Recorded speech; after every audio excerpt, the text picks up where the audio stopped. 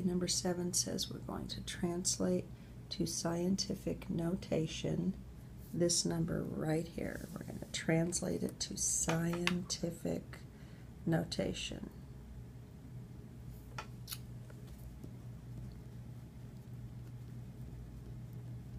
Okay, so you know the first thing we have to do is create a number that's greater than or equal to 1 and at the same time is less than 10. So I have to move my decimal from the very end here to here, because this number will be more than 2 and less than 3. So 2.134 times 10 to the, now if I put the decimal here, I need to get back to the end. So I'll move it 1, 2, 3, 4, 5, 6, 7 to the 8th power. And this is equivalent to this number right here, 213,400,000. Now we're also going to translate this very tiny, tiny number to scientific notation. So how in the world are we going to do that? Okay. This number also has to begin as a number that's greater than or equal to 1. That should have been greater than or equal to up there. And at the same time, it has to be less than 10. So if I put my decimal right here, this number is going to be more than 1 and less than 10. It's going to be 2.819 times 10. Now if my decimal's here and I have to move it to the left and make the number smaller, then I'm going to move it to the -1, -2, -3, -4, -5th power. And this number is how you write, this is a tiny, tiny number, so I can rewrite it using scientific notation and negative exponents. This is a very large number. I can rewrite it using scientific notation and positive exponents. Now this says translate to standard notation, 7.24 times 10 to the 5th. So what I'm going to do is take that number, 7.24 times 10 to the 5th. This is telling me to move the decimal 5 spaces to the right. So this is going to get moved.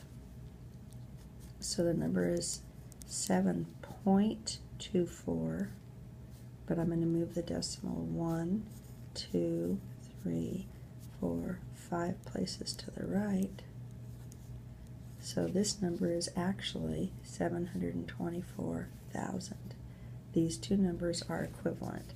This one's written in scientific notation, this is written in standard notation. And we have another one we have to translate to scientific notation. And this number is 6.9 times 10 to the -2 power. So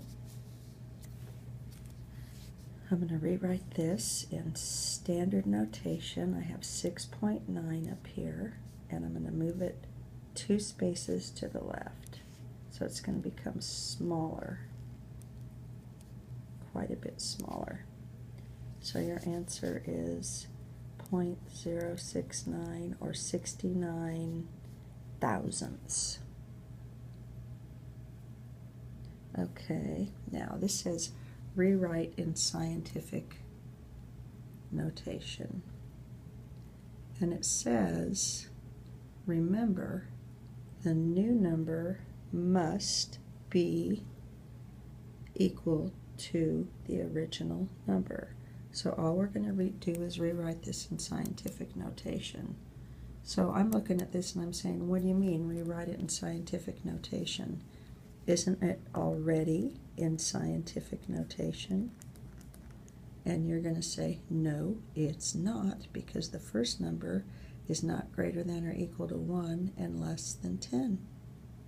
So rewrite that, and we'll check it. So, oopsie, times 10 to the third. Okay, there we go. This number has to be more than 1 and less than 10. So I'm going to move the decimal back to here, so this number becomes 3.28. Now this number has to equal this number, just rewriting it in correct scientific notation. So this number got 10 times smaller because I moved the decimal to the left, so my exponent's going to get 10 times bigger. You want to check this? Let's check it by writing both of these in standard notation. The first one is 32.8, and if we move the decimal 3 places to the right, we get the number 32,800. Now we're going to take 3.28 and move it 4 spaces to the right. So we're going to go 1, 2, 3, 4. And my new number is, lo and behold, it is 32,800. So these numbers are equivalent, but this one is correctly written in scientific notation. Okay. What are the 2 square roots of 100? Well, I think you know obviously that the first one is 10, but there's another square root also, which is negative 10, because if you think about it, 10 squared is 10 times 10, which is 100. So the square root of 100 is 10. But if I take negative 10 and I square that, that's negative 10 times negative 10. A negative times a negative is a positive. That also equals 100. So the 2 square roots of 100 are positive 10 and negative 10. And the shortcut for writing that is plus or minus 10. You can write it this way, or you can write that little shortcut way like that. Now, the next one says, what are the 2 square roots of 25 over 64?